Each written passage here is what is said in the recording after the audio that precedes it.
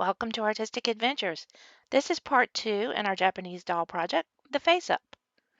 I wanted to mention too, the doll that I'm using is this Make Me Move Barbie doll. The one in the purple shirt is the one I'm using. They are ball jointed, but they're plastic, they're not resin or anything, and they cost about $12.99. So it's a fairly cheap doll to get started on with a ball jointed doll if you want one. Okay, I'm going to start with the face up. As usual, I have already prepared her face. I cleaned off all the makeup with acetone, and I've already pulled her hair and cleaned off all the dark that was on her scalp. And I'm mapping out her face with a light brown pencil to make sure that I have the shape of the eyes that I want and position of the eyes and eyebrows and all that. And then I'm going to go back in with a darker brown and start coloring in more details. I found that this particular doll, the face did not accept these color the pencils as much as some of the other dolls that I've worked with. Even though I did put on about 3 coats of that matte medium before I started. I don't know, it's just maybe the type of plastic it is. I consistently am breaking points of my pencils during this video too, which was really annoying, but I finally got the build up to work after putting on several more coats throughout the process of the matte medium. I do that with an airbrush off camera in case you're interested. Um, but anyway, now going back in, darkening a little more, I've put some more of the matte medium on, and I'm using some black to darken her features a little bit more. And I decided for this look of this doll, I wanted to do sort of a mix between the old traditional geisha look and what might be more modern makeup. So some of this might be traditional. They do have red lips and they use red around their eyes. So I'm going to do that. Um, but I'm going to also wing out the eyelid on the top. That's traditional, but then also everybody's doing that today too. So that's not really that old. The eyebrows, I'm just using mostly black on those due to her coloring. She's going to have black hair and um, a little bit of makeup, not a lot.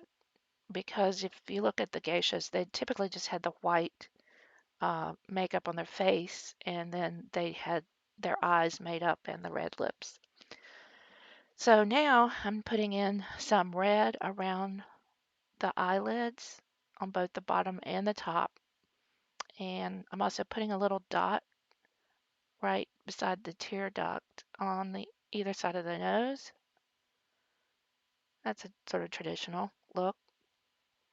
And then I'm putting a little bit more of the red than might normally be on, say, a geisha, but more typical of modern makeup. Now I'm putting a little bit of pink blush on her cheeks, not a lot, just enough to give her some contour. And then also a little bit of blue on either side of the nose as a shadow and on the outer corner of the eyelid. And then I'm putting a little pink over the eye and darkening the lips a little bit with some of the pastel. I just wasn't able to build it up as much as I wanted to with just the pencil. And then adding some eyelashes with my black pencil.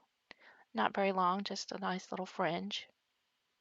I want her to look like she has a little bit of mascara on, but not a lot. Very natural. And making sure I build up the white a little bit.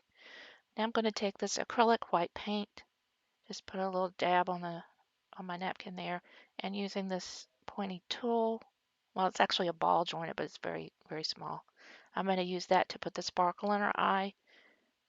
Just a little tiny bit of paint since her eyes are so small, and I'm only going to put one dot on this doll. Sometimes I put more than one. So that's the coloring, and then I took her outside and sprayed her with this UV resistant clear Krylon spray in matte. And I'm also using this Liquitex High Gloss Varnish just on her eyes and lips after the matte spray had dried. I put about 3 coats of the matte spray and about 2 coats of this gloss varnish. And there's the finished look. And so now we've got the kimono and the face up. Next, we'll be starting on the wig. And boy, did I have fun with that. I started with some synthetic material and that was horrible. So I ordered some black alpaca and I'm going to end up using that for the wig. So hopefully that will work a lot better. Anyway, as usual, I hope you like this and give me a thumbs up and make sure you subscribe so you don't miss a thing. Thanks and bye.